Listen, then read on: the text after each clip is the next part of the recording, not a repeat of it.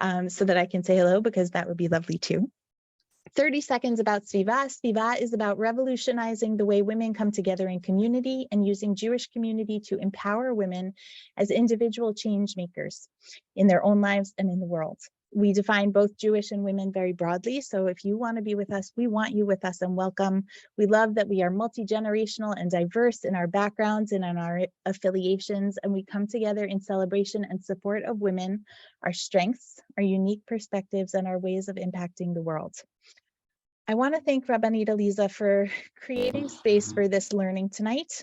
I am hoping that I'm not the only one for whom this topic feels really personal.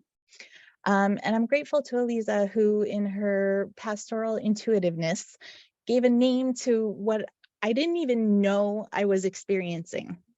Burnout is very real, as I have come to explore further with our speakers tonight. But I know that I personally have a really hard time owning up to it. And I think we're going to talk a little bit about that later.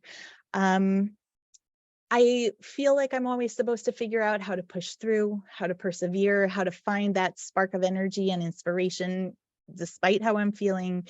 And I personally get really turned off by some of the self-help tropes that make me feel bad about myself for being burnt out, or for feeling like it's my fault for being this way or feeling this way. Which is why I'm really grateful to each of our educators tonight who are coming to this topic from very different and very beautiful angles. I'm really excited to learn from them with you and to hear about your own experience with burnout and your relationship to it. While I'm talking, I'm going to ask you, if you don't mind, to introduce yourself in the chat and let us know where you're Zooming from so that we can feel a little closer to each other. And some quick notes, just a reminder that most of us are new to each other, and we love that. It always feels so special to learn together with new faces and new frames of reference and new ideas. So please bring all of those. I want to make sure to thank those who make HerTorah possible. First, R Aliza Sperling, the director of HerTorah, for your thoughtfulness and creativity in building these beautiful opportunities for us to learn with and from each other. Thank you for always finding ways for us to nourish our minds and our souls. A huge thank you to the Aviv Foundation for their faith in HerTorah to create a unique way of learning together in community. And a very special thank you to the Covenant Foundation, who has invested in our learning tonight. With a huge thank you to R Aliza for her creativity, her compassion, and her thoughtfulness in creating these rooms of learning that feel so personally meaningful and resonant. The Covenant Foundation was so impressed with Aliza's vision for HerTorah that they awarded us a really exciting grant to help continue our HerTorah programming and expand it to include more pastorally focused learning as well. She's going to kill me for this, so Aliza, you can plug your ears if you'd like. But I would love to ask for just a moment of appreciation and applause, silent applause, Zoom applause, whatever we want, for R Aliza Sperling, who has been the brilliance behind every single HerTorah gathering, plus so much more that is to come and behind the scenes that no one even has a clue about. She puts so much hard work into every single HerTorah gathering, and so much intention into how we come together. I am so incredibly grateful to her personally, and I'd love to ask you to join me in thanking her for the ways she has brought us closer together through Torah learning in the last 4 years. So if Aliza has touched you in some way, if you've been here before, just a little shout out in the chat to just tell her how fantastic she is as a teacher and a gatherer of students and learners. I am so grateful to her. No, Aliza, you cannot turn this one around on me. This is one moment for you to be appreciated as the beautiful teacher that you are. Thank you for sharing your Torah with all of us. Thank you, thank you, thank you. I hope that this is just one of the many opportunities that we have to see your beautiful faces. We have much more in store coming up, so please come back. If this is your first time, second time, whatever time, make it more. Willa, if you don't mind sharing our SVIVAH guidelines, just to remind us how we come together. Thank you so much. Just to remember to respect everyone here, to show up as your fabulous self, hot mess, laundry piles, anything and everything is welcome. The realer, the better. An agreement that what happens here stays here, what's shared here stays here. And a request to please introduce yourself to someone new tonight. Say hello. You are all wonderful humans, and it's an opportunity to meet people from across the world, which is really lovely and exciting. Awesome. Thank you so much, Willa. I really appreciate it. Okay, quick housekeeping, if you don't mind. Make sure your name is listed as it would be on a name tag, so that we can greet each other, talk to each other in the chat. And another favor, we are a beautiful, diverse group. And in all of our conversations, there's usually something that someone references that not everyone will understand, a word in Hebrew, a cultural phrase, a scholarly reference, an author's name. If you hear something like that mentioned, can we as a community just agree to chip in and explain something, add a definition, and share it in the chat? Same likewise, if you have a question, I'm usually the one who does. Please ask. I guarantee you that you're not the only one who would love a little bit more. So let's all do that together. And just a reminder, if you're on your phone, okay, but I would urge a computer if you can, because we're going to use the chat a lot tonight and have an opportunity to really talk to each other. I'm going to stop talking and instead give the floor to the fabulous Rabbi R Aliza Sperling, the director and visionary behind everything. You'll see her bio in the chat, and I am so excited to learn with all of you tonight. Thank you so much, Ariella. It's so wonderful to see everybody here. If you know Ariella, you know that she does tons of work and then she gives the credit to other people. So thank you for that. I'm really, really, really happy to see all the faces here. I'm so happy that we are here together. Before we start, I just wanted to take a moment for us together to remember the victims of the earthquake today, and take a minute and just send our tefillot, send our prayers, send our best thoughts to the victims and those who are injured and the families and the friends. We are thinking of all of you, and of course, we're also thinking of the victims and family and friends of the terror attack in Israel 2 weeks ago. We are going to post over here a link so that you can see one place where you can donate, but of course, if you know of other places to donate, please just put it in the chat. Okay, hold on, I see myself and I'm way too big. Okay, now I see your faces. Okay. Thank you for joining HerTorah. HerTorah is a place where Jewish women of different backgrounds, ages, life experiences, religious affiliations come together to learn with and from one another.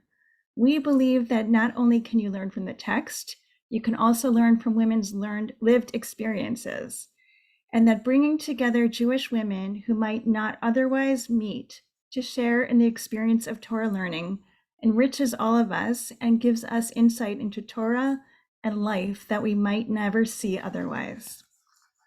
In December, Ariella and I met to discuss what our February HerTorah should be about. We were both so spent that we could not think of anything. We just kept kind of staring at each other. We had been working hard and doing a lot of giving in different areas of our lives, and in some ways we just felt lost, tired, burnt out. So finally, after a very unproductive hour and a half, I texted Ariella and said, maybe we should just talk about burnout. At first, I think we were both skeptical of doing a HerTorah on burnout. Is that as real of a topic as reading and interpreting a piece of Talmud? But upon thinking about it more, this is what HerTorah is all about. We believe that people's life experiences are worthy of being called real, spiritual, and worthy of study. I recognized a few things when I thought seriously about my experience of burnout. I realized even deeper in my bones than usual what a productivity-driven society we live in, where so much of our worth can be measured in terms of what we do rather than who we are. And I realized how damaging it is to oneself when we tie up who we are to what we can do for others, a trap that women fall into often, and the importance of setting boundaries. What do you think? To start our conversation, please write in the chat how you would describe burnout. What does it feel like to you? Where does it come from? And if you're comfortable, Tell us what you learned from an experience of burnout that you had. We are so fortunate tonight to have with us three outstanding teachers who will lead us in our learning. Rabbi Shira Stutman will lead us in learning about noticing, ceasing, resting, and releasing, a Torah approach to growth and change. After that, Naama Sadan will lead us in Stop Straining Yourself, Your Right to Exist on the teachings of Yonima Avital. Please, if you don't have a pen or paper available, please find a way to get one in time for Naama's session. And then Karen Erlichman will teach us about Your Life is Torah, Reflections and Resources for Spiritual Burnout. After that, we'll have a chance for all of us to talk about it together. I'm so excited to introduce my friend Rabbi Shira Stutman to start us off tonight. You're going to see Shira's bio in the chat, but as we were talking, I realized that if I really believe that we shouldn't define people by their productivity, then I shouldn't introduce our speakers, our teachers, by what they do. So instead, I asked them to tell us a little bit about themselves, and that is how I will introduce them. Okay. Rabbi Shira is from Philadelphia, her heart city. She feels conflicted about the Super Bowl. She will get into bed as soon as this is over. And she is trying to write a book, but it keeps getting put on the bottom of the pile. We're so happy to have you with us, Rabbi Shira. That was the best introduction ever. Hi, everyone. I just want to begin by just saying thank you so much to everyone at SVIVAH, to Aliza and to Ariel and to Andrea, the board president. Really, this is just, it's such a, every time I get to teach for SVIVAH, I feel like I never want to pull out one of my like oldies but goodies. I always want to think out loud with all of you, because it really, even though I don't know most of you personally, like I just feel like a community has been created in which even I as a teacher can take risks. So I'm just like, it's just, it's a type of homecoming, and I'm grateful to be here this evening. And that being said, like I really, it seems like you don't actually need me to say the following, but I'm going to say it anyway. So rabbis do, we just like say things out loud that don't sometimes anyway. But, you know, I think one of the greatest gifts that will come out of the pandemic, if we can say there are going to be gifts, is the chat and the ability to have the conversation continue even while the teacher is teaching, and how I think almost always the most important Torah, both capital T and but also lowercase t, comes from the chat. So I'm going to try to keep up with it, but like, please, like write in your questions, write in your reflections. The best is like, you know, write in where you disagree with something I'm teaching. Just like, I hope the chat continues to be very, very much alive. So I was in a board meeting a few months ago. And the executive director of this board that I sit on had just come back from a 6-week sabbatical. And all this person could talk about was how exhausted they were. And so it just led to like sort of my brain trying, I noticed, because you would think when someone came back from a sabbatical that like they would be rested and rejuvenated and all the things we say happened with a sabbatical. And that was not at all what had happened to this person. So like my brain started to churn and churn in ways that it hadn't previously risen to levels of consciousness, let me say. Like it had happened underneath, but like hadn't risen to consciousness. And then like Aliza called me 3 weeks later and she's like, would you like to teach about burnout? So I felt like it was just like Hashem was saying, like, this is something that you really should think through to a certain extent. So that's what I want to do with all of you this evening. And I'm going to do it personally, if that's okay. That's sort of like the only way I know how to do things. And I'm going to do it through the lens of sort of my career change over the course of the last few years. I was a rabbi at a startup spiritual community called Sixth and I, and I started there in around 2008-ish, but I started full-time in 2010. And, you know, I left.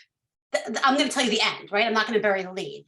I left a few years ago. And what I want to do over the course of the rest of our time together is sort of talk through how that happened for me. And all of this is in retrospect. This wasn't stuff that I was thinking about consciously while I was in the work. And what I realized is there were sort of 4 stages to me realizing that I was stuck and exhausted in a way that wasn't physical. It was a way that felt spiritual and emotional. And that for me, what needed to happen was I needed to make a change. And I sort of have come looking back through Jewish texts, I've noticed there are different ways that Judaism sort of approaches this question of how to deal with these moments of stuckness. I see so many of you have called them exhaustion, but it's more than just the physical exhaustion. And Judaism has certain ways of approaching it that are right there in the text. Most of the texts I'm teaching tonight are ones that many of you will have seen before. And I just hope that like the way you can look at a text you've seen 100 times before, and like the 101st time you see it totally different, maybe that could be true for some of you. And the last thing I want to do, as I ask Willa to drop the text study into the chat, I don't like sharing screen because I want to see as many of your beautiful faces as possible. So you can open up the text study. You don't really have to. I'm also going to talk you through it. You know yourself better than I do. The only thing I would ask you is to try not to go ahead. Haha, easier said than done. I just want, one of the things that I think we struggle with, especially in like sort of America, in the sort of consumerist society that we inhabit, is a feeling of enoughness. We are always feeling scarcity, and sometimes it is really scarcity. We only sleep 5 hours a night, right? We never get to spend enough time with our children in ways that actually feel generative and not just like we're like, sort of telling them to behave differently. But a lot of times we get feelings of scarcity. A lot of times we get stuck even in our scarcity. And so what I want to say is I go through these like 4 different levels, types of noticing where you're stuck, is that any one of them is a Dayenu moment. Any one of them is like, if that's all you get to, if that's where you are, then like Dayenu, and God willing, there will be some energy coming to you. So let me give you an example. The first thing that happened to me after about 7 years at 6th and I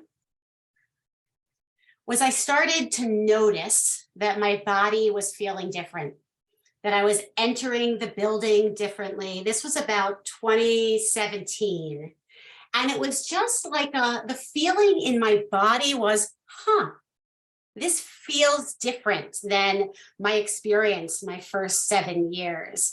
And what's so interesting is like, if you want an extra layer of like being inside my brain, if you go back through the high holiday sermons that I gave every single year, you will see evidence of my evolution through these sermons. So one of the high holiday sermons I gave that year was about fear and anxiety. And what I started to notice was just like, the work didn't come as easily as it had to me, even in its repetitiousness. But there was just sort of like a paradox of 2 ideas that didn't fit. So I want you to look at these 2 texts. If you want to look at the text on page 1, this is text 1 and text 2. And I want to talk for a second about the way the word vayar, or to see, is used in Torah, which is that often the word to see or vayar is used as like literally the literal sight, where people who open their eyes and are able to see what is in front of them are able to see whatever it is, the computer screen in front of them, such as it is. But we notice if we read Torah, and Rashi comments on this in the second text, is that vayar is actually meant in a deeper way as well. And that's why it's so often repeated. You have here in text 1, the text of our forebear Abraham, first seeing with physical sight, but then just a verse later, perceiving and understanding something on a deeper level. This is something that happens not just in Genesis, but it happens over and over through Torah. It happens multiple times, for instance, with Moses. He sees and then he like perceives underneath in a way that has nothing to do with physical sight that there is a burning bush in front of him and that it actually has something. And so when I was in this space of ha-ness, I was also quite exhausted. And so what I had to do was find moments for myself, and I would call them the interstitial moments. I had a little Vespa at that time. I still felt and thought I was very, very young and hip. And I would Vespa myself back and forth to work every once in a while. And that would be my time to think in my brain because I couldn't take a call. I couldn't, I couldn't go pick up a kid from school, which is what I would do when I was in my regular car. And so the first step that I think Judaism calls us to do when we're thinking about like what it means to feel totally depleted and burnt out is just to notice. What is different than in the past? What has shifted? And also when I say notice, it is not meant to be, it is meant to be value neutral, right? Just notice, how does my body feel? What are ways that I could perhaps,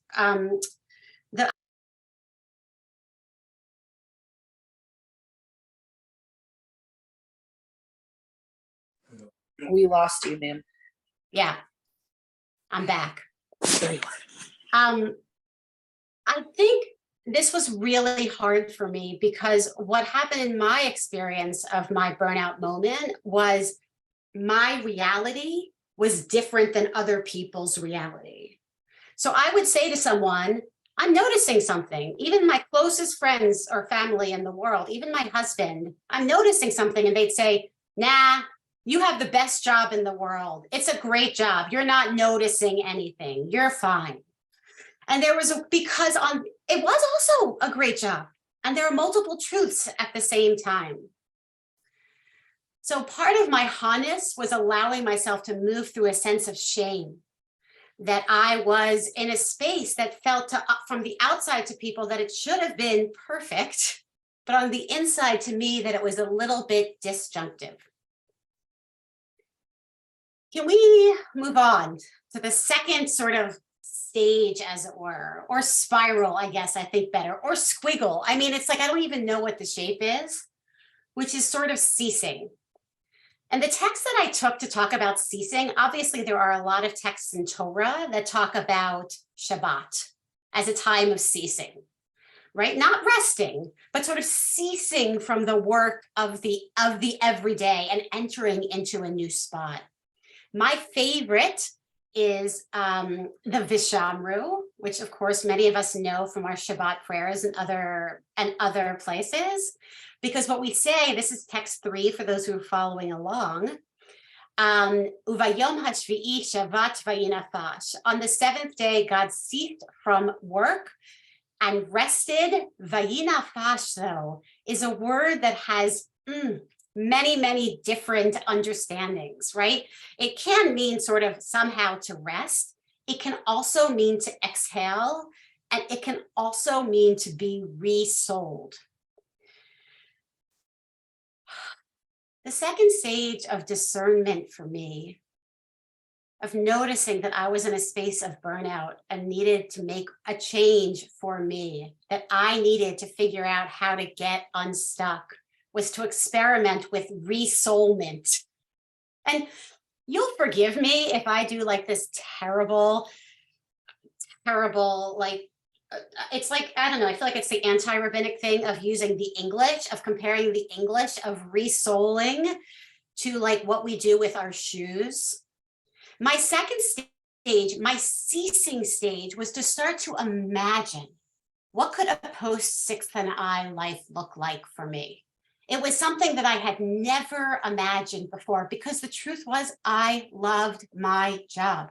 I was holding multiple truths at the same time. So I applied for other jobs, and then I would withdraw from the job search.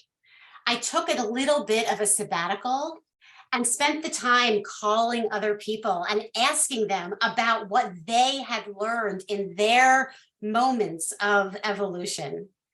I am blessed with colleagues and mentors who were willing to listen to me sort of yap. Part of my breathing work and my resouling work was starting to create more boundaries for myself at my job at 6th and I. So instead of working 60 hours a week, I went down to maybe working about 50 hours a week, right? It doesn't matter, 50 to 30. I know, but that's a big difference. That's a 15% difference. I don't know the math, whatever, that's like a difference there, right? And so I sort of started to sort of create boundaries so that other ideas could flourish. I talked about it a lot in therapy, but I also tried to talk about it in ways that for me felt both like reflective and propulsive, right? Like my high holiday sermons in about 2019, if you were to go back and look this year of like the ceasing, one sermon was actually called, "What am I going to do with my life?" Right? And so it was like very clear that in my brain, I was trying to iterate something new and something different. Which leads me to the next stage, which for me is about resting. It was the stage where I didn't apply for any jobs, and I agreed with myself that I actually wasn't going to spend too much time even thinking in my brain of what was next for me, but instead just sort of letting whatever would rise up to rise up. And the text that I'm bringing for this, is of course the very famous one about, is a very famous one about Shemitah, about just sort of letting the land rest and lie fallow. And I offer this is the point in my talk where I start to get nervous that some of you are going to even see like my talk as a form of pressure. That like in a way, like it does the opposite of what I know SVIVAH is trying to do tonight, which is like help to alleviate the pressure. But what I'm trying to do is just sort of offer certain ways in. And one of them is just like literally text 5 is this Rashi text. It's like, don't till the land. The Quaker tradition teaches a way will open and something will give. And it may take a month, and it may take a year, and it may take 2 years, but something will give and a new door will open. Your kids will, God willing, get older, right? You will get a new colleague at work, God willing, who will help support you in your work. And sometimes when you just sit in the quiet, doors open that we can't even imagine. And I just want to close with the idea of release. Because finally for me, I realized that the sense of ending, of burnout, of depletion wasn't going to go anywhere. And that I really just needed to release this thing that I loved more, and still to this day that I love more than anything I've done professionally in my whole life. And so the text that I'm bringing for this is, of course, the text about the Jubilee or the Yovel, which I have a translation from Everett Fox, where he translates the word Yovel as homecoming, a home bringing instead. This idea of like sort of releasing something that I love, stepping into the fear and the anxiety, and seeing what comes up next. And that's what I've been doing over the last few years. I left 6th and I in 2021 in the summer. And since that time, I have been working on a diversity of projects as I sort of figure out.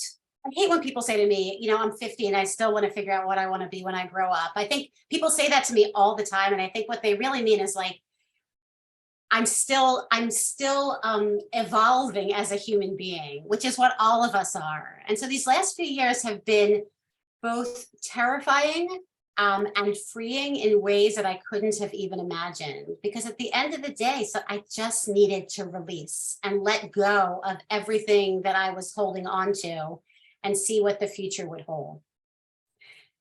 That's me. That's the journey that I've been on. These are the texts that, like, sort of when I look back on them, help carry me from one place to another. And I'm in another interstitial place right now, as most of us are over the course of our life. And I'm waiting to see what comes next. Thank you. I'm going to look at all the chats, but I know first we're going to like turn the table over to, I think, back to Rabbi Aliza. Thank you all so much for your beautiful faces. I love seeing them while I was talking. Thank you so much, Rabbi Shira. There's so much to think about in what you said.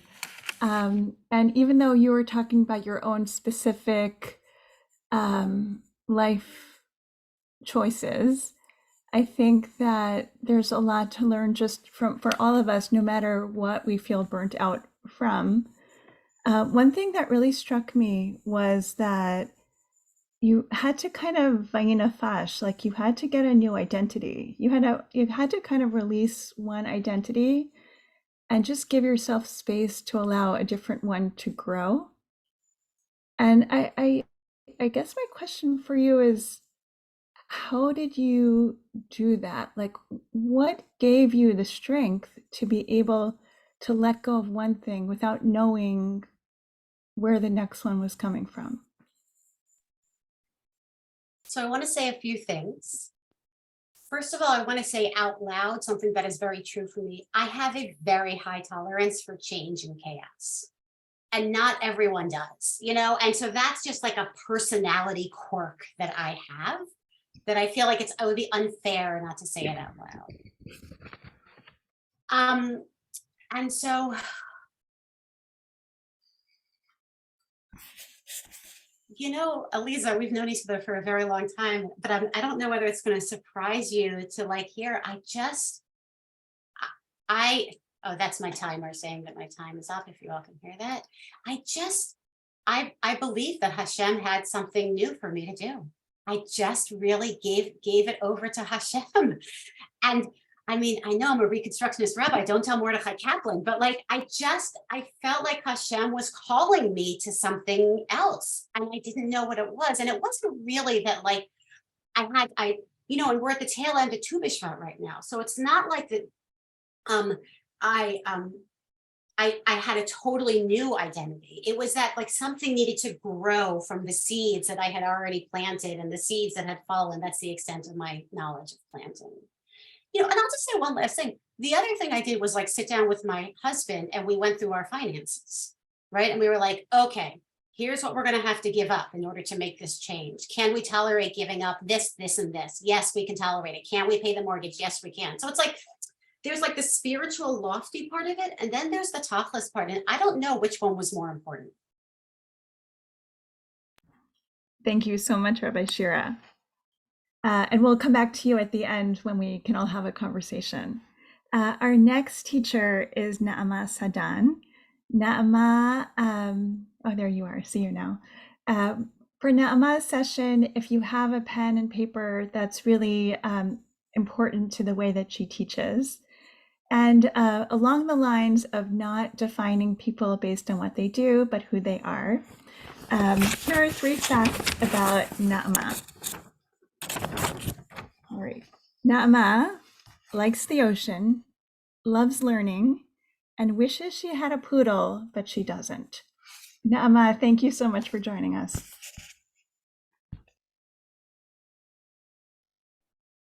Hello, everyone. And thank you, Rabbi Aliza. So I'm speaking to you from Berkeley, California. It's really the last moments out here of Tu B'Shvat. And I was planning to do something, but I'll start with something a little different, which is today when I was taking the BART home, I was walking to get to the BART station and I saw this like big moon. You know how sometimes in the morning you see that big white moon? And it was like this big round moon of Tu B'Shvat, the middle of the month. And it reminded me something that I want to share with you, this image. And Rabbi Shira, you started with Vayera to see. And I kind of want to focus our little time together actually on our ears to listen. But in Hebrew, the word for ear is ozen. And it also means in Hebrew to balance. And it's even close to the Hebrew word to nurture, lehazin. So just pay attention to your ears for one moment. It's a weird organ. We don't have a lot of control, most of us, in our ears. But they're there.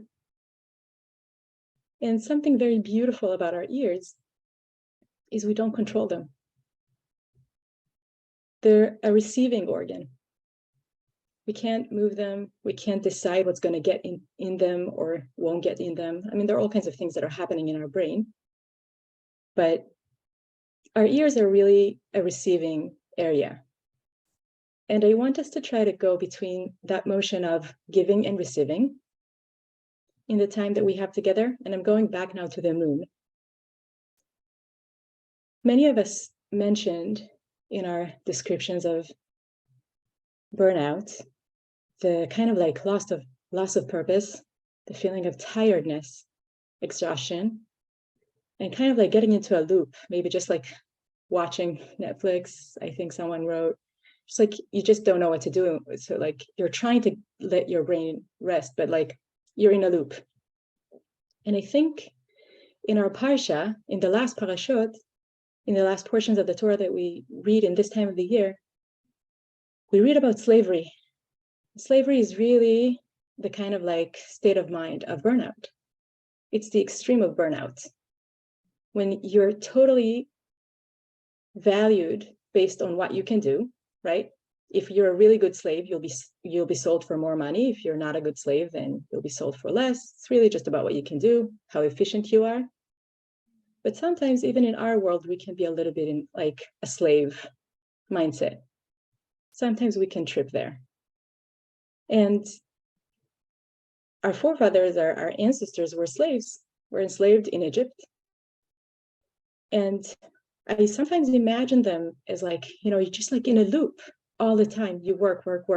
And all the time your ears are really directed outside. Someone's going to yell at me. Someone's going to tell me something. Everything is coming from the outside. There's no time to listen inside at all. You can't. There's no space for it.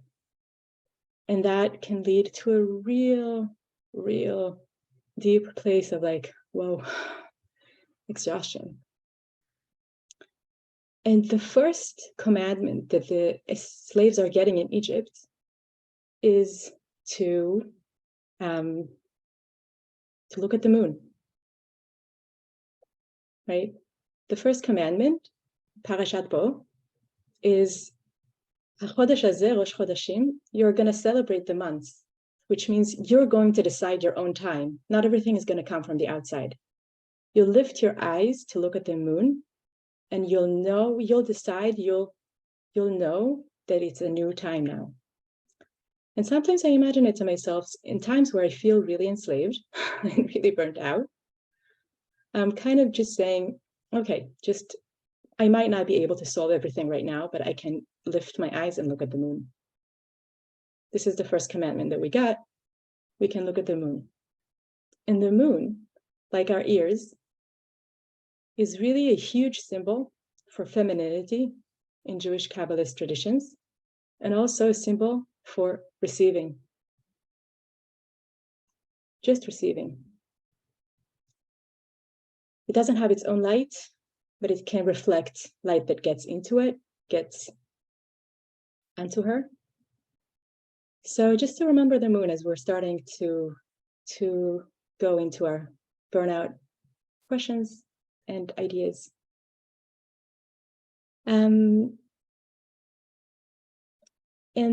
for those who want to, another teaching I love about the slaves coming out of Egypt is that of Rabbi Nachman of Breslov. He teaches that they were able to be redeemed when they were able to sigh. So maybe everybody, you can take a big sigh.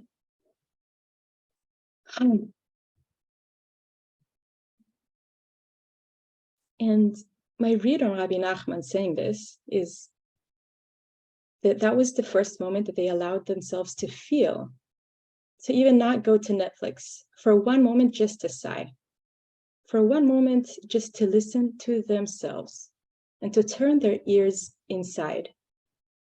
And that's such a hard thing to do sometimes.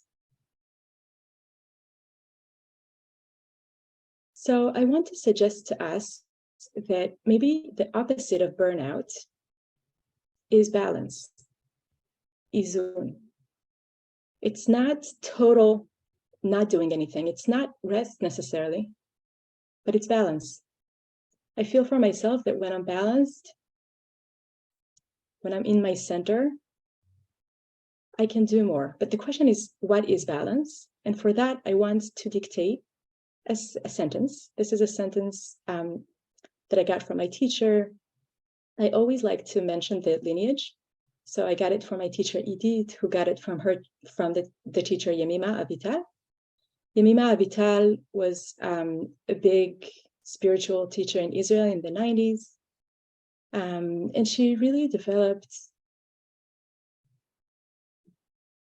I wouldn't say developed exactly, anyhow, she taught what you can think about as feminine well-being, and you're more than welcome to read in Yael Unterman's article and Tzipi Koifman's article about Yemima, who was just like a Jewish Hasidic feminine Rebbe.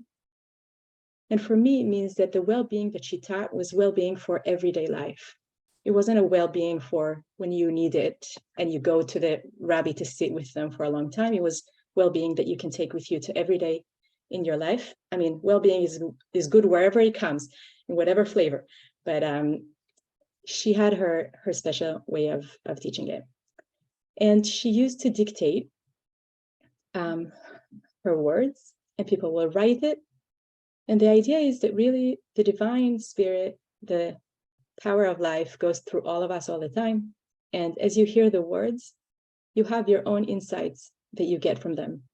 So when you can hear the words that come from my mouth, you hear them from outside, but then you also hear them from inside. So what I'm going to ask you to do is to write the sentence that I'm dictating, and then to think, and you can type it in the chat, about one word that opens up for you. One thing that you understand, that you hear in the text, about the text or about your own life. So here is our text for today, and I will put it in the chat afterwards. I want everybody to try to hear it first.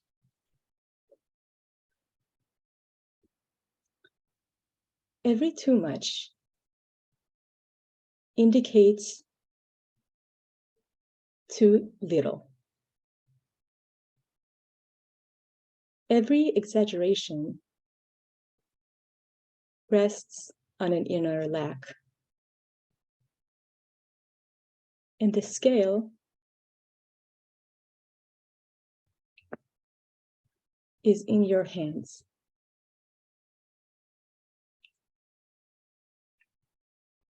To balance and balance again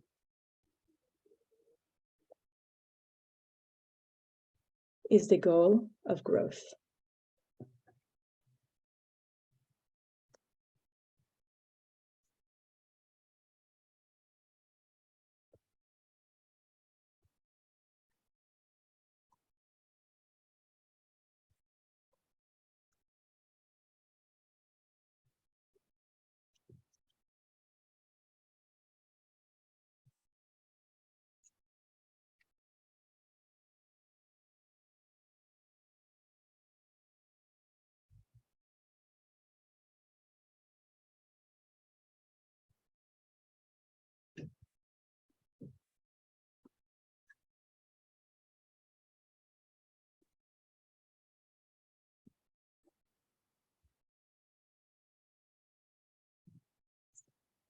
So if you wrote the words, great.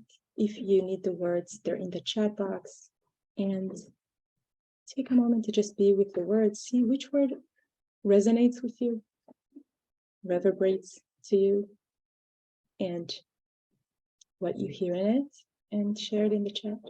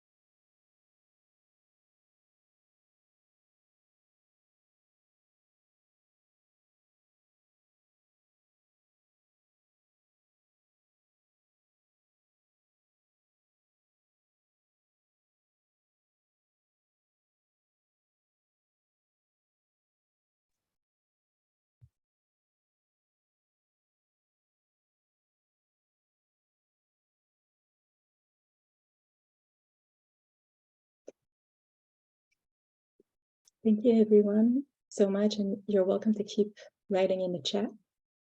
I'll just say that the word for scale in Hebrew is moznaim. And that's also coming from the word balance. And I want to just end with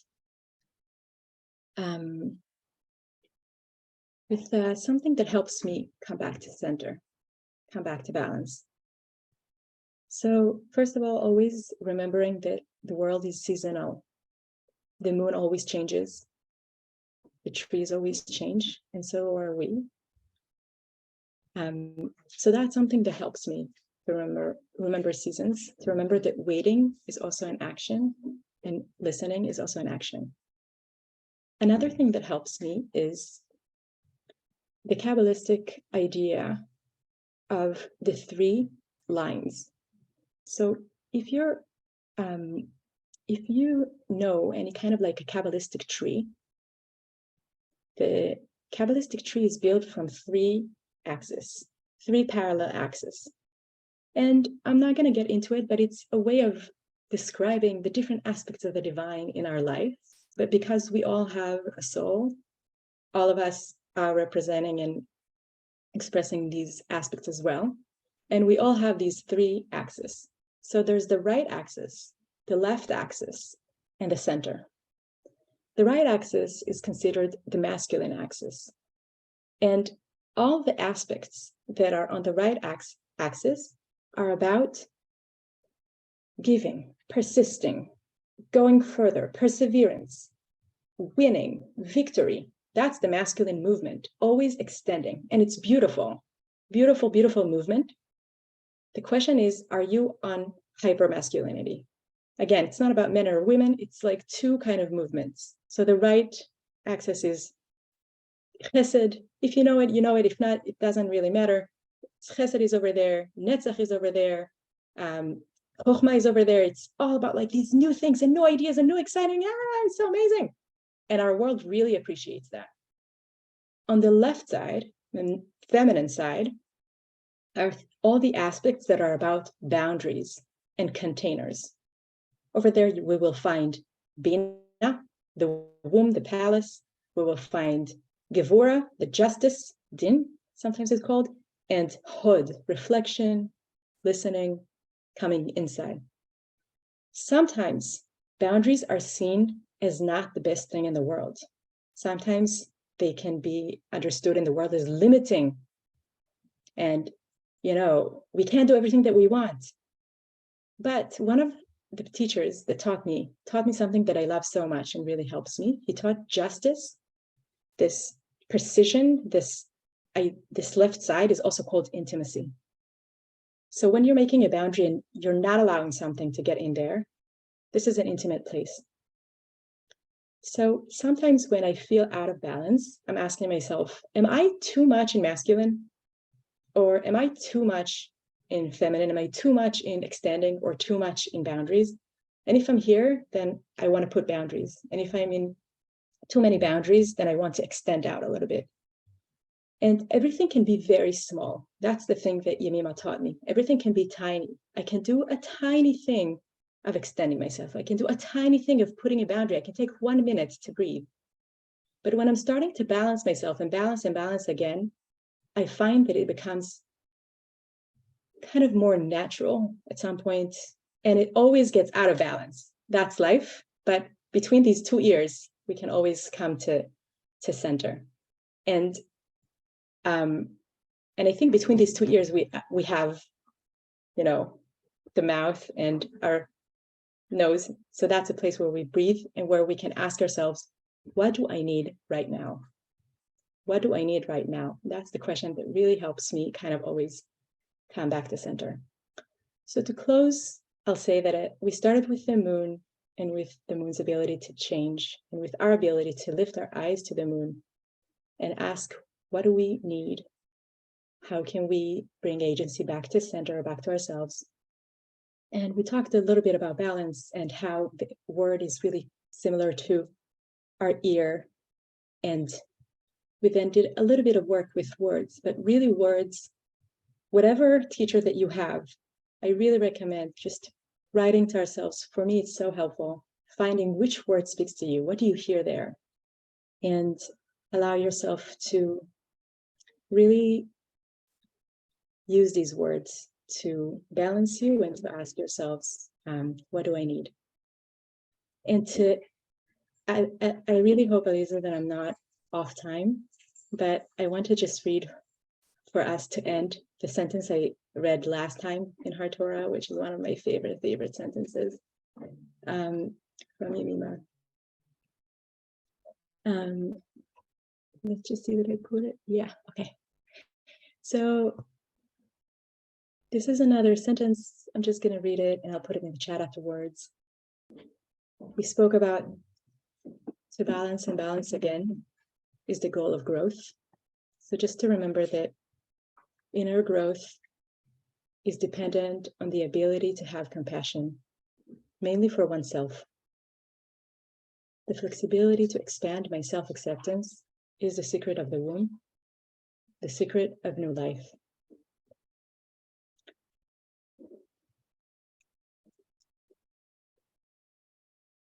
I'll put it in the chats. And yeah, so I really hope for all of us for a lot of softness and gentleness and small movements. And if you feel like it, you can take whatever word that of Torah that spoke to you from whichever session and hold it as a prayer. And that way these words come in and these words go back. And thank you so much for being with me today. Thank you so much, Naama, for that very deep work that I know I'll be thinking about for a while. And that maybe as we allow it to percolate in the back of our heads in our discussion in about 20 minutes, we can come back to it and discuss it a little bit more. I just wanted to encourage you, when we first met at 8 o'clock for our tech check, you gave me another way of asking what you do. What do you do? And I just, if you wouldn't mind sharing it with all of us, it was such a beautiful way of thinking about it. Yeah, so that's a Torah that Yemima once taught for Sfirat HaOmer, for the time that we count between Pesach and Shavuot. And she said, we're counting all the time. How much did I do? How much? She says, and now ask yourself every day, what did you do today to exist? And I love this question. It's a hard question. It's kind of a terrifying question, but it's also a very beautiful question. But what did you do today to exist also? You know, I woke up in the morning and breathed. That's, it's not even an existential question. I think usually it's just a very simple question. What did you do today to exist? Wow. I mean, you do a lot. Mm-hmm. But thank you. We are now going to have the privilege to hear from Karen Erlichman, speaking about Your Life is Torah, Reflections and Resources for Spiritual Burnout. And let me tell you a little bit about Karen. She is from Philadelphia, but she lives in the San Francisco Bay Area now. She walks on the beach every morning, and it's so cold here on the East Coast. I think it's cold there too now, right? A little bit. And she is reclaiming her creativity. Thank you so much, Karen, for being with us. Thank you. It's wonderful to be here with all of you. And I'm putting you on gallery so that I can see all of you as much as I can, because I can't talk and scroll through all the pictures at the same time. I thought we would start actually by just kind of going inside for a moment. And what I'd like to ask you to do is to just take a minute. You're welcome to close your eyes if you feel like it. You see, I kind of automatically, like I close my eyes, my hand kind of goes right over my heart.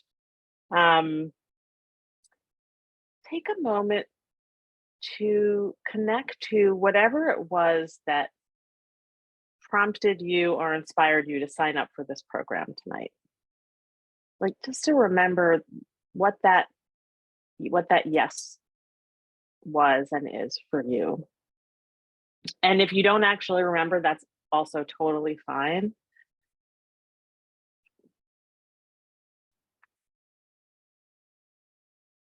And as you're recalling that,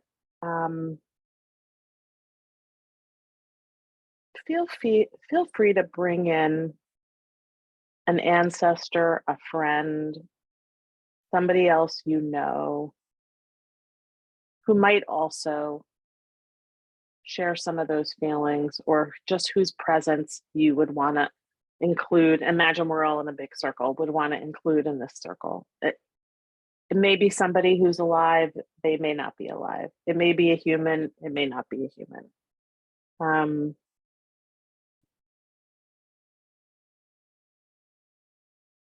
And just imagine for a moment that you can feel this collective awareness that all of us are having, even though we're in our individual Zoom boxes. That even with our eyes closed, we're witnessing each other.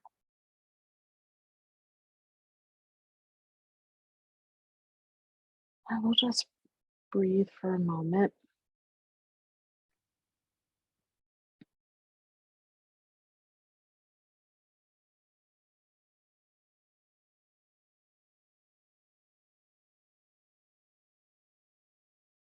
And then allow yourself to come back to the screen. You can keep your hand on your heart the whole time if you want. But I think one of the things I want to just start with is I want to take down the story we've been told that we have to figure all this out by ourselves. Like that each one of us, like there's something bigger here, like this collective sense of depletion and exhaustion, and each one of us has a story. And then we are also in this experience together. Something brought each one of us here to this conversation tonight.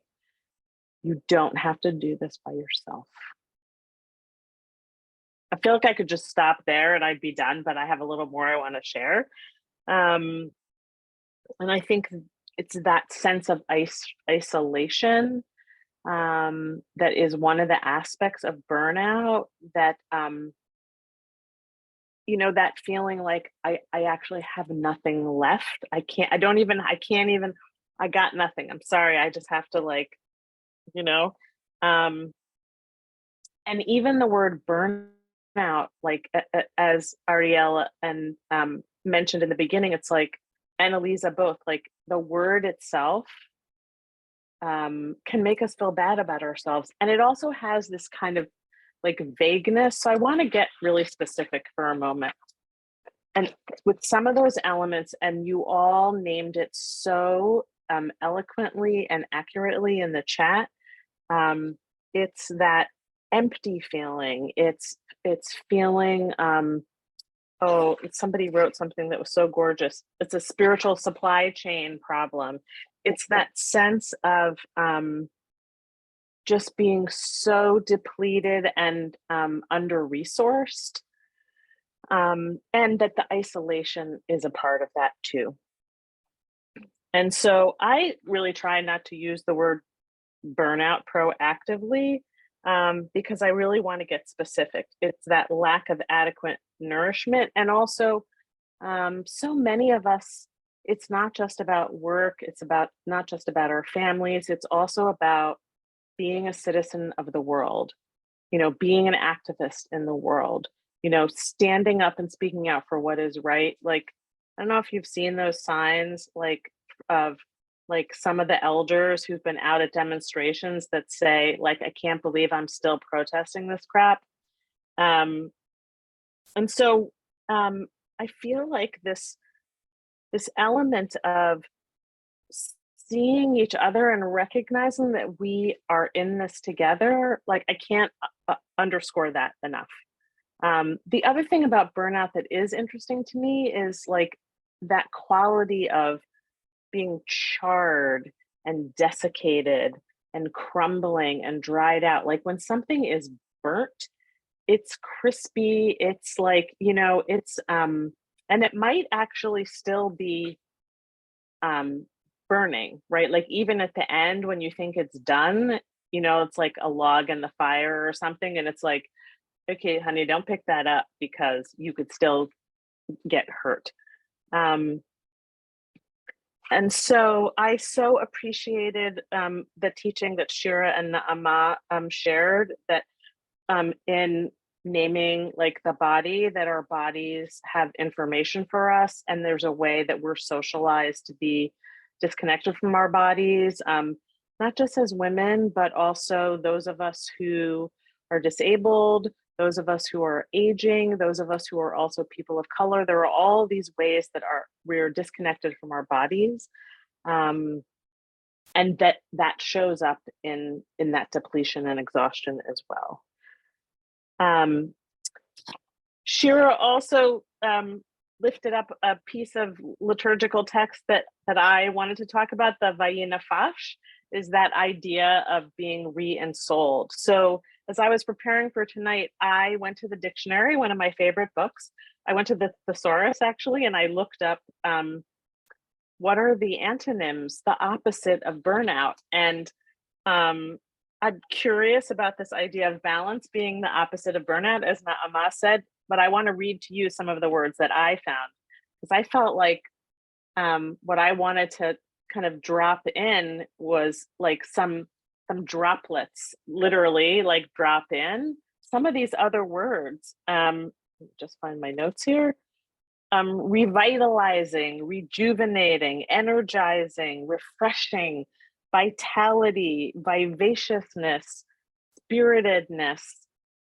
And so Vayinafash, like re-ensouled, is all of those things. It's like rehydrating a dried mushroom or something, you know, it just gets juicy and flavorful.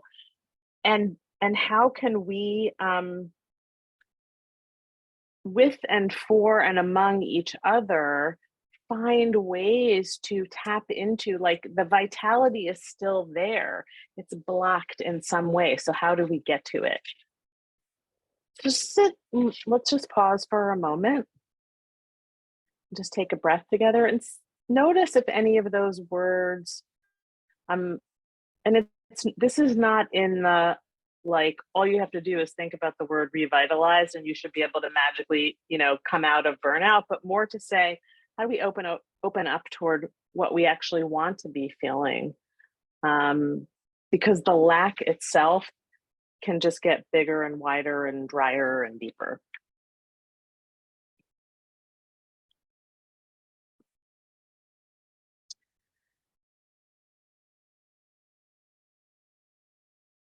I want to read the chat box so bad right now, but I'm gonna kind of keep rolling here. So I specifically named Your Life is Torah and kind of framed my thoughts around spiritual burnout, because this is sort of funny coming from a therapist, but I feel like we can kind of get stuck in the psychological realm and forget about the spiritual resources, the creative resources, even the political resources that are available to us.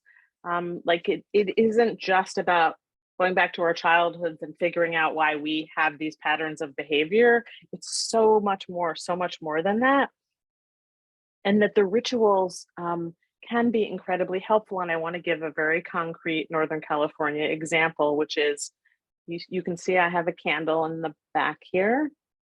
And during fire season, I don't burn a candle. I put a little glass bowl of water, because what I actually want to bring in is juiciness. Like, I literally want to bring in water. And I also notice that I respond in proximity to the water itself. we don't have enough time to go. If we had more time, I would go down the path of like, let's talk about mikveh, let's talk about hand washing rituals. Like there are all these amazing rituals that have to do with water. And that just as Naama was talking about, like all the amazing Kabbalistic teachings about balance, it's like we can reclaim water and also reclaim fire as one of those mystical elements. So that's like another little experiment. I wish I had put a bowl of water there instead of a candle tonight, but it's okay.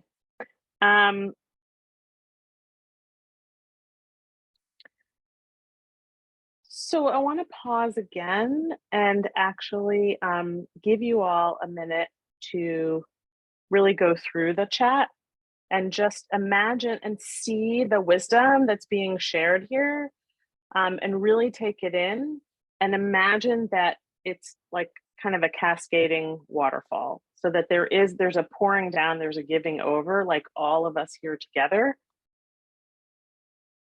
And also to really allow yourself, like, let's offer a witnessing to each other. Sometimes I know when I've been in a place of being really depleted and exhausted, I just need somebody to just like come sit on the couch with me. I don't need advice. I don't need suggestions. I might not even need a snack. I might just need to have that sense of loving, compassionate presence. And that's something we can actually offer to each other right here, right now, in this moment.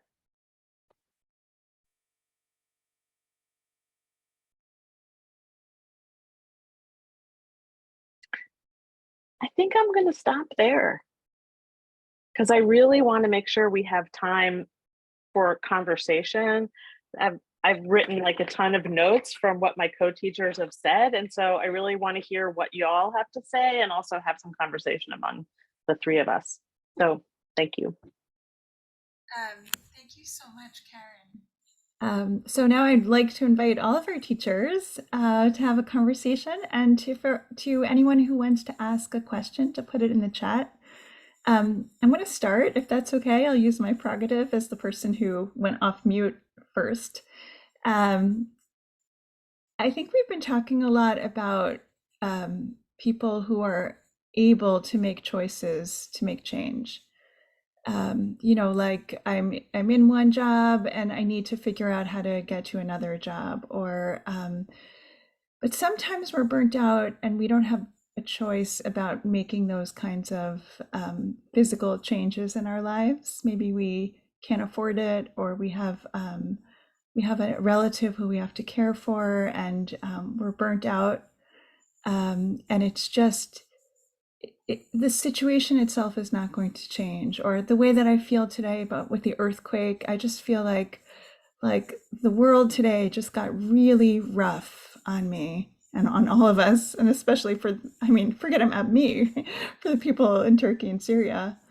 And I think that also burns us out. And I'm wondering, you started talking about it, Karen, I think, with talking about the people around you, the resources around you, but what are ways to deal with the burnout when you don't really have any control over what's happening?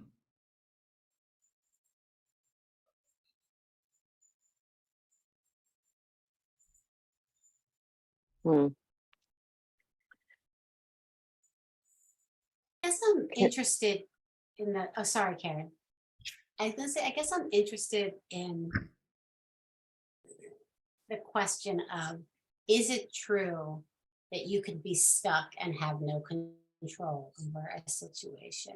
Like, I actually am really curious. Is that true? Like, yes. And I think your point is so important, Aliza, right? Like, yes, there are many people who can't leave jobs, who are taking care of family members, who the day-to-day life, there is a stuckness that sort of leads to a certain sort of exhaustion. And that there's like no large scale change to come. But I guess one of the things I just heard Karen teaching, or I don't know if this is one of the things I just took from Karen's teaching is that, like,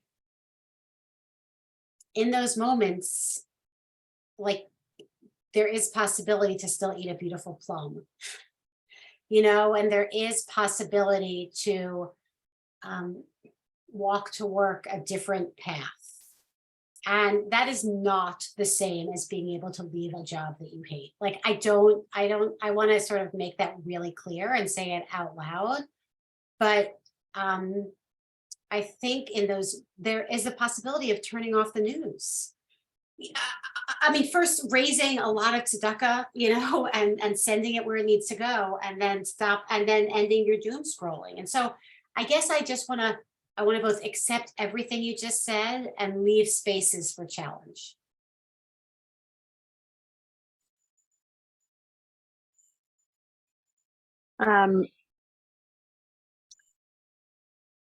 I'm also thinking of examples of, and I really have drawn on the strength of my ancestors who have come through very difficult times.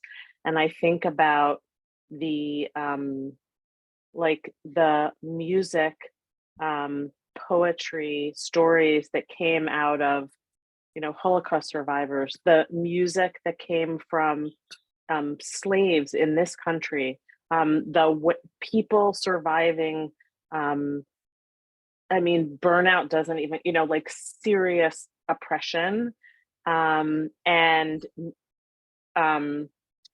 the strategies for survival that kept people going, that have been incredibly creative and resourceful and necessary. And so I've drawn on that strength myself at times to say, you know, like that, rather than, again, thinking it's all encapsulated for us, it's all on us, is like, if they can do it, I can do it. They did it, we can do it. Like, this is that, we're not bound by linear time and our capacity to find the resources, even in circumstances in which it seems like there are none. I can pass. Whatever you want, Naama. Go ahead. Yeah, I'll just also, I guess, just add to the conversation that there's no two burnouts that are similar. And going back to what Karen said about, like, you know, it's not one word captures it all. People feel it because of all kinds of reasons. Depletion can come from all kinds of places. And I kind of feel like smallness is really helpful, and remembering that not everything is like black and white. I think we all know it, but we still need to remember it. You don't always remember everything, you know. And in that regard, I feel like even if I can't eliminate everything that depletes me, I can eliminate some things. I can put boundaries around a few things. And even if I can't go to be totally a creative person in my element, only working on things that I like right now, I can add small things. So like, even if I do small movements, I'm still doing these movements.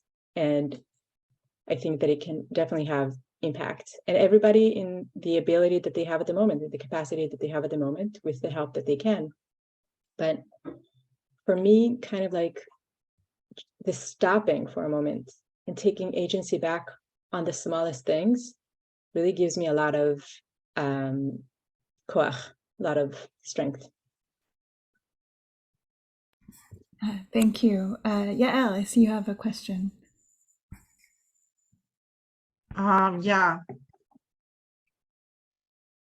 Yeah, thank you. First of all, thank you very much, everybody. It was a fascinating discussion and presentation. I have a question which is probably mostly addressed to Rabbi Shira. I was really fascinated by your story, because I think like a lot of people get very confused, not so much with what's burnout and what's not. We all know like how it feels to be depleted, right? But it's more like, is it just like part of the package, or is it something that I have to make a radical change about, right? And that's, I think, I was wondering if you can like maybe elaborate on that. Like, I work as a hospital chaplain and I feel I can just swipe out, right? in the end of the day. But people, my colleagues who are in congregational ministry, like they cannot just do it, right?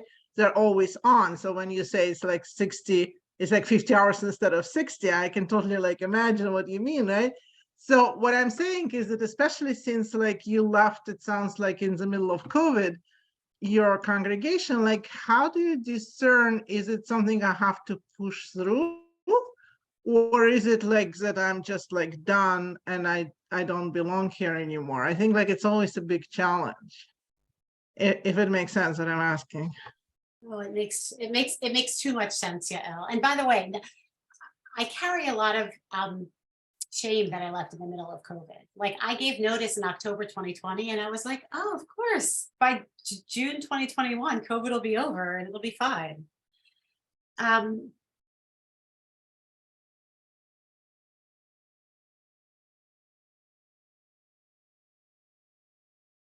There was no moment of full knowing. There was never a moment where I was like, oh, of course, 100% I had to go. But I gave myself many years. Like I just gave myself a lot of years to figure it out, and a lot of therapy and a lot of conversations with people that I trusted, and a lot of experimenting, both inside and outside the organization. And then, a lot of saving money so I could take this risk, which I know that not everyone can do. So I wish I could say that no, I don't wish I could say. There was no one moment. It was just like a process. And at a certain point, I just needed to jump.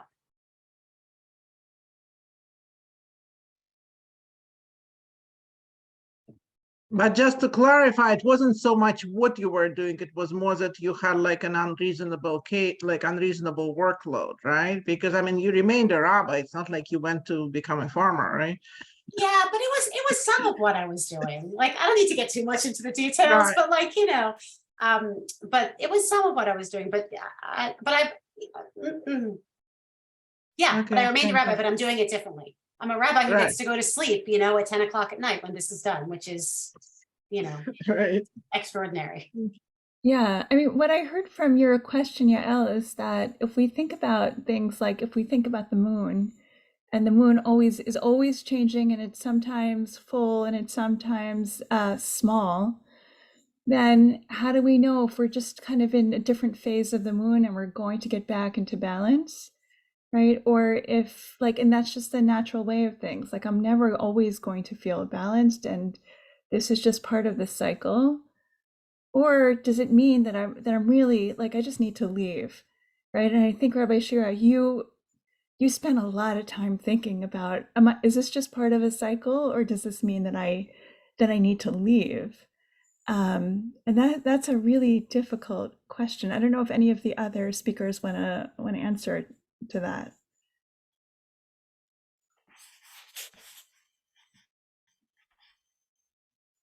Hi. Okay.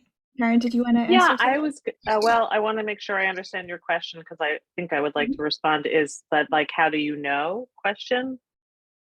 How do you know, or how do you know, we all operate in cycles. So how do you know you're not just part of a cycle that's naturally going to come back into balance, and right, as opposed to this means that I'm off and I really need to make a radical change?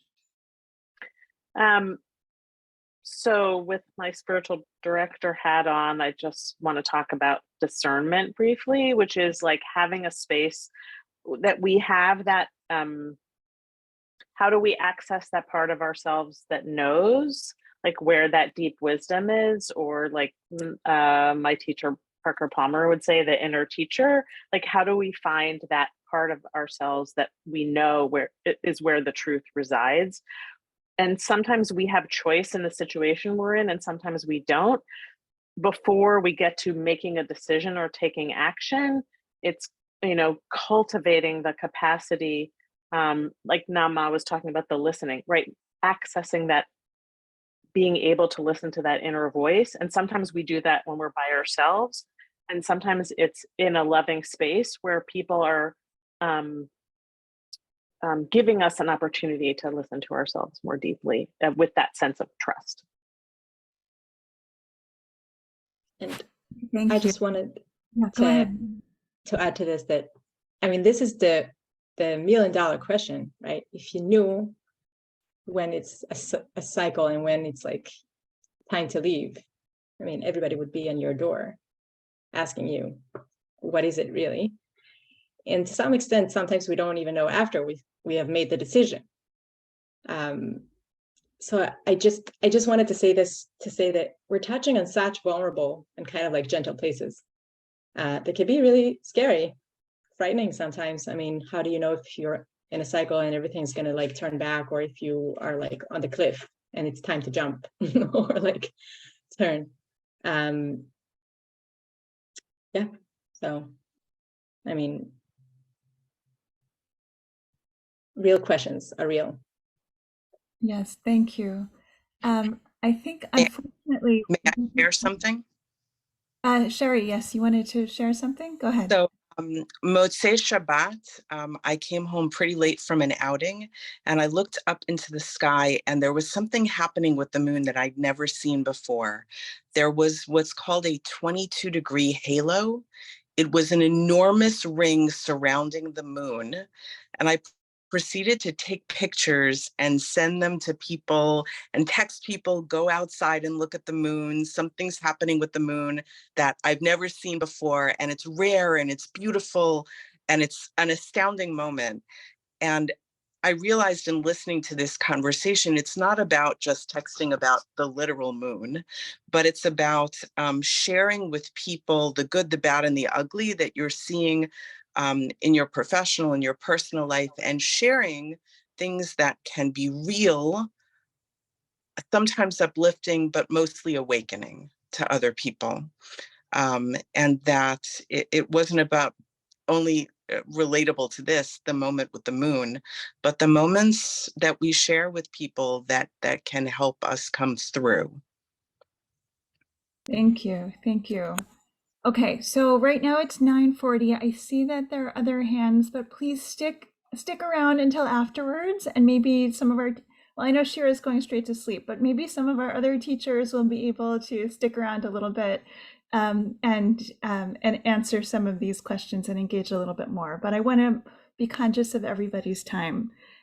Thank you so much to our amazing teachers for leading us into this soul work. And it was really a pleasure to learn with all of you. I know that I will be taking this with me for a very long time. Thank you to Ariella for all the work that you do. Thank you to everybody who's been part of this. Before we end and I hand it over to Ariella, I just want to end with a prayer for Tu B'Shvat. The holiday of Tu B'Shvat was today, last night and today. And I want to end with the prayer by Rabbi Nachman of Breslov that I saw from my colleague Yael Keller, Rabbi Yael Keller. It goes like this. Grant me the ability to be alone. May it be my custom to go outdoors each day among the trees and grass, among all growing things, and there may I be alone and enter into prayer to talk with the one to whom I belong. May I express there everything in my heart, and may all the foliage of the field, all grasses, trees, and plants awake at my coming, to send the powers of their life into the words of my prayer, so that my prayer and speech are made whole through the life and spirit of all growing things, which are made as one by their transcendent source. May I then pour out the words of my heart before your presence like water, O God, and lift up my hands to you in worship on my behalf and that of my children. Thank you, everybody, for being together with us tonight, and I'm handing it over to you, Ariella.